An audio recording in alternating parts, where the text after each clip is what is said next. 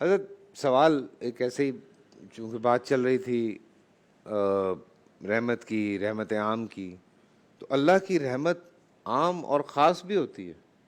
بسم اللہ الرحمن الرحیم. جی اللہ رب العزت کی رحمت جو ہے عام اور خاص ہے. جیسے بسم اللہ ہی کے اندر ہم جو پڑھتے ہیں بسم اللہ الرحمن الرحیم، تو اس میں اللہ رب العزت کی دو رحمتوں کا تذکرہ ہے. ایک رحمت عام ہے جو اس دنیا کے اندر تمام لوگوں کے لیے، چاہے جو اس کی اطاعت کریں یا نہ کریں، سب کے اوپر اس کی رحمت عام ہے. اور ایک رحمت کل قیامت کے دن اللہ رب العزت کی جانب سے صرف ان کے اوپر ہوگی کہ جو اس کی اطاعت کرنے والے ہیں. تو اللہ رب العزت نے رسول اکرم صلی اللہ علیہ وآلہ وسلم کو بھی رحمت قرار دیا. وما ارسلناک الا رحمۃ للعالمین، کہ اے حبیب ہم نے آپ کو صرف رحمت بنا کر عالمین کے لیے بھیجا ہے. سبحان اللہ. رسول اکرم صلی اللہ علیہ وآلہ وسلم کی رحمت، جیسے کہ ڈاکٹر صاحب بھی فرما رہے تھے، صرف مسلمانوں کے ساتھ خاص نہیں تھی بلکہ کفار کے ساتھ بھی تھی. آپ دیکھتے ہیں نا کہ پیغمبر اکرم صلی اللہ علیہ وسلم نے جب اسلام کی تبلیغ فرمائی تو آپ کو بڑی سرعت کے ساتھ کامیابی ملی، چونکہ 23 سال کا عرصہ کوئی بہت بڑا عرصہ نہیں ہوتا. مکہ مکرمہ کے اندر 10 سال اور مدینہ منورہ میں مکہ مکرمہ کے اندر 13 سال، مدینہ منورہ کے اندر 10 سال. اور مکے میں تو ویسے بھی کم تعداد میں تھے، زیادہ تر کامیابی یہاں تشریف لانے کے بعد ہوئی. تو اتنی کم مدت میں اسلام پھیلا، پورے جزیرۃ العرب کے اندر دین کا پیغام پہنچا، سارے لوگ دائرہ اسلام کے اندر آئے. تو اس میں اس اسلام کی سرعت کے ساتھ تبلیغ میں آپ کی رحمت کے پہلو کا ایک خاص دخل شامل ہے، چونکہ آپ نے اپنی رحمت کا جو اظہار فرمایا ہے اپنے عمل کے ذریعے، اپنے قول کے ذریعے، اپنے کردار کے ذریعے، جس کی وجہ سے لوگ اسلام کی طرف کھنچتے چلے آتے تھے. میں چند مثالیں آپ کے سامنے قرآن کریم کے آیات اور چند روایت آپ کے سامنے پیش کر لوں. جیسے سورہ مبارکہ آل عمران کے اندر اللہ رب العزت کا فرمان ہے کہ فَبِمَا رَحْمَةٍ مِّنَ اللَّهِ لِنْتَ لَهُمْ وَلَوْ كُنْتَ فَظًّا غَلِيظَ الْقَلْبِ لَانفَضُّوا مِنْ حَوْلِكَ فَاعْفُ عَنْهُمْ وَاسْتَغْفِرْ لَهُمْ. یہ اللہ رب العزت کی رحمت ہے اے حبیب کہ آپ ان لوگوں کے لیے نرم دل واقع ہوئے ہیں. اگر آپ سخت دل ہوتے، آپ کا دل سخت ہوتا، تنگ مزاج اگر آپ ہوتے تو لوگ آپ کے ارد گرد سے پراکندہ ہو جاتے. تو لوگ اگر آپ کے آس پاس اگر آ رہے ہیں، یہ تو آپ کی رحمت تھی، یہ آپ کا نرم مزاج تھا، آپ کی شفقت تھی کہ جس کی وجہ سے لوگ پسند کرتے تھے آپ کی محفل میں بیٹھنے کے.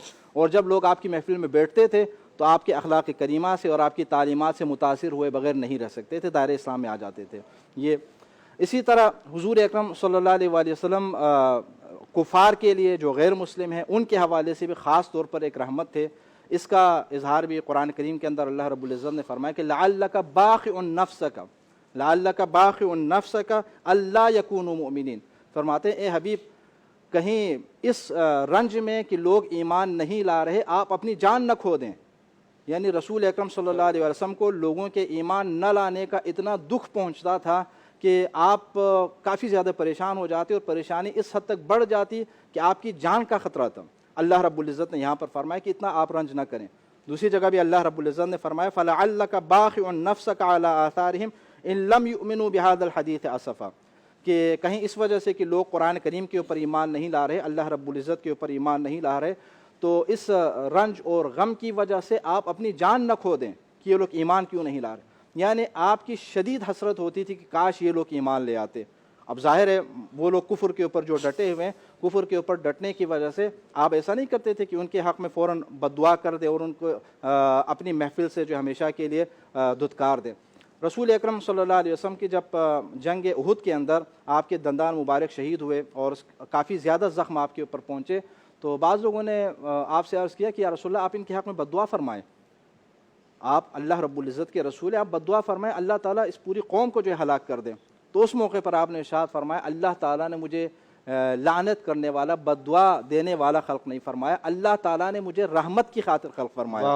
اور اس کے بعد اللہ آپ نے دعا فرمایا اللہم اہدنی قومی فانہم لا یعلمون. اے پروردگار میری قوم کو ہدایت عطا فرما چونکہ یہ لوگ مجھے جانتے نہیں ہیں، اگر جانتے تو اسلام لے آتے.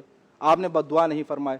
اور اس کا چونکہ آپ جانتے تھے کہ یہ لوگ نہیں جانتے، لیکن بعد میں جب ان لوگوں نے جانا تو اسلام قبول کر لیا. اسی وقت اگر بد دعا کر لیتے تو ہلاک ہو جاتے. اسی طرح ایک اور مثال آپ کے سامنے، جیسے فتح مکہ ہے. فتح مکہ کے موقع پر رسول اکرم صلی اللہ علیہ وسلم فاتحانہ انداز میں مکہ مکرمہ میں داخل ہو رہے ہیں. تو ظاہر ہے کفار جو ہے مقابلہ کرنے کی پوزیشن میں نہیں. تو بعض لوگ وہاں پر نعرہ لگا رہے تھے کہ الیوم یوم الملحمہ، آج تو انتقام کا دن ہے، آج تو بدلہ لینے کا دن ہے. الیوم تستحل الحرمہ، آج تو حرمت پامال کیے جائیں گے، اس کو حلال کیا جائے گا۔ تو جب یہ خبر آپ تک پہنچی تو آپ نے پھر حضرت علی علیہ السلام کو وہاں پر بھیجا، اور اس کے بعد آپ نے فرمایا کہ جاؤ جا کر ان سے وہ علم لے لیں اور یہ اعلان کروا دیں کہ الیوم یوم المرحمہ، آج بخشش کا دن ہے، اللہ آج معاف کیے جانے کا دن ہے۔ اور پھر آپ جب فاتحانہ انداز میں مدینہ مکہ مکرمہ کے اندر داخل ہو گئے اور بتوں کو جب آپ نے توڑا، اور اس کے بعد جب آپ نے ان کو جہاں جمع کر کے کفار کو جمع کر کے ہمیں ان کے ملے گا سامنے اعلان فتح فرمایا، مکہ، ہم اس پہ بڑی تفصیل سے ایک جملہ آپ نے یہ بات فرمایا کریں تھا، گے۔ وہ صرف آخر میں آپ کے سامنے عرض کر دوں۔ آپ نے حضرت یوسف علیہ السلام نے اپنے بھائیوں کے لیے جو جملہ فرمایا تھا، لا تثریب علیکم اليوم، آج تمہارے اوپر کوئی بھار نہیں ہے، تو یہ آپ کا اخلاق کریمہ تھا، ان کفار کے لیے آپ کی رحمت تھی، جس کے نتیجے میں یہ لوگ دائرہ اسلام کے اندر آ گئے۔ تو اسلام کی پھیلنے کا ایک بہت بڑا سبب حضور اکرم صلی اللہ علیہ وسلم کا رحمت للعالمین ہونا بھی تھا۔ سبحان اللہ۔